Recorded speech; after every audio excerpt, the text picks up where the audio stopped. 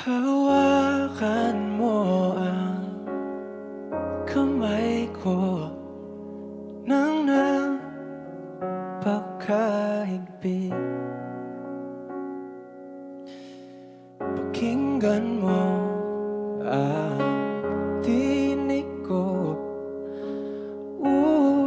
Di mo ba pansin na ikaw at ako